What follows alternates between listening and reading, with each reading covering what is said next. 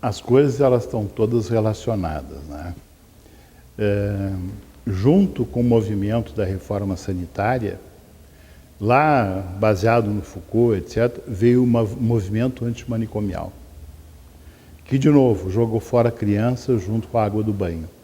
Quer dizer, começou se manifestando e querendo o fechamento de verdadeiros depósitos de doentes mentais que existiam, né? Porque o governo não dava a mínima bola, as pessoas não tinham nem papel higiênico para usar, defecavam no chão no meio do pátio, enfim, o abandono mais terrível, mais degradante.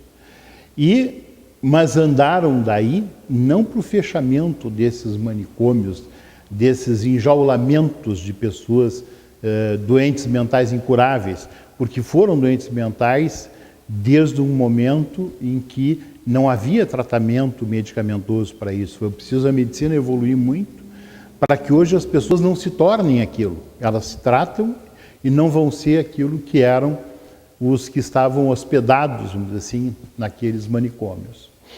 Mas o movimento antimanicomial se tornou um movimento antipsiquiátrico, dentro daquela cultura iatrofóbica, né? E com isto houve uma pressão muito grande para fechamento de leitos psiquiátricos. Isto, como a municipalização da saúde, virou uma coisa que ninguém podia dizer que não, né? Uma coisa sagrada, que alguém que dissesse sou contra o movimento antimanicomial, exatamente naquele momento era dilacerado e execrado publicamente, enfim, era, né, era muito pior do que dizer eu sou contra a democracia, eu sou contra, acho que a mulher deve ser subjugada pelo homem, né?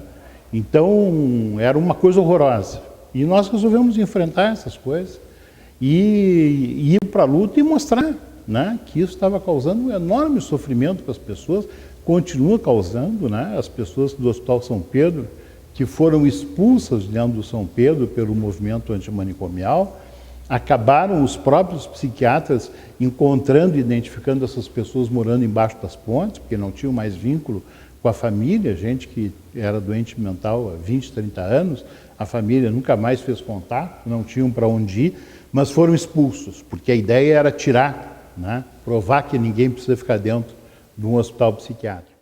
E, de certa forma, conseguiram diminuir o número de doentes psiquiátricos, porque essas pessoas que foram morar embaixo das pontes, elas entram na estatística por outras mortes. Quer dizer, o sujeito que está ali, que não tem, precisa de cuidados de maternagem, que se diz, né? De alguém que diga, olha, está chovendo, tem que entrar, está na hora de jantar, enfim, né?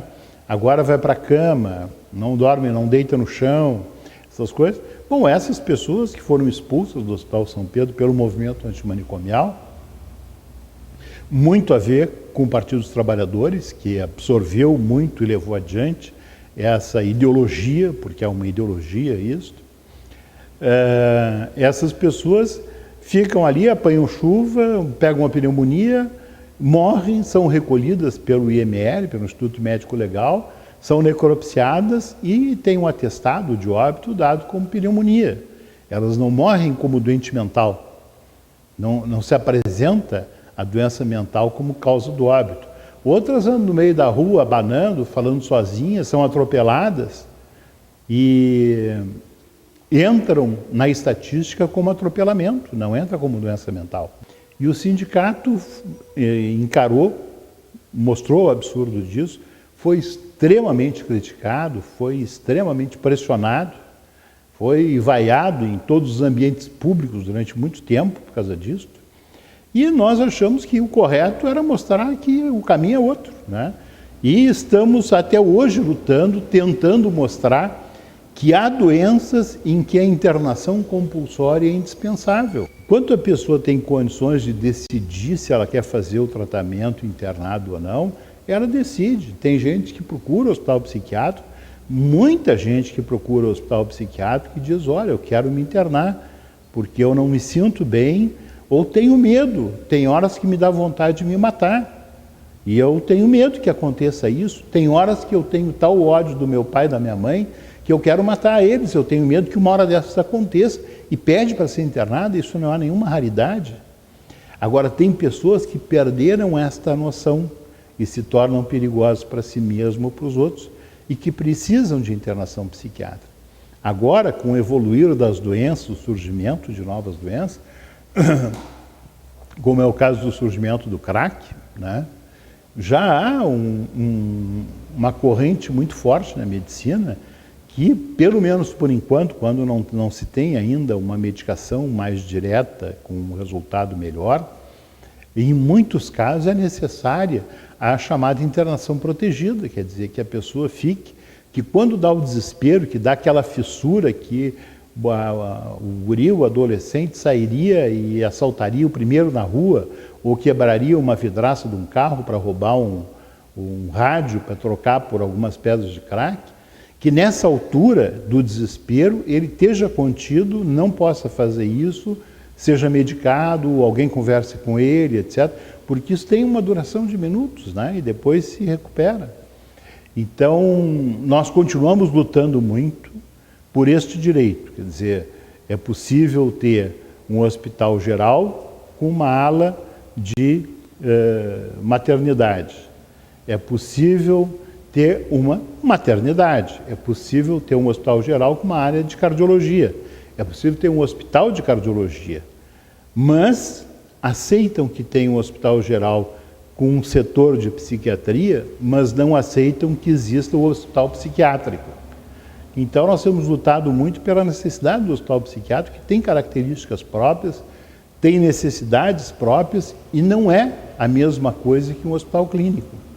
E não adianta tentar enfiar um hospital psiquiátrico, um pequeno hospital psiquiátrico dentro do hospital clínico, porque é inviável. É como se pegasse um instituto de cardiologia hoje e dissesse, olha, vai ter que ter 5 vagas de maternidade. Bom, para ter 5 vagas de maternidade vai ter que ter plantão 24 horas de obstetrícia, vai ter que ter uma equipe de enfermagem obstétrica, vai ter que ter sala de parto, vai ter que ter anestesista de plantão se tiver que fazer cesárea. Quer dizer, é um preço imenso que torna inviável. Aí não acontece, aí os hospitais clínicos não têm internação psiquiátrica, porque a internação psiquiátrica exige isso.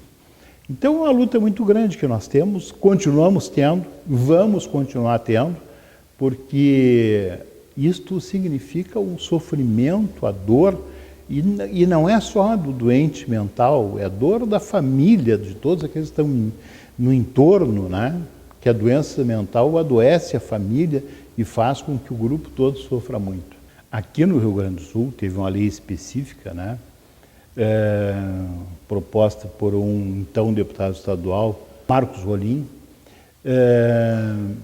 e a própria lei previa que ela fosse revisada em 5 anos. Isso nunca aconteceu.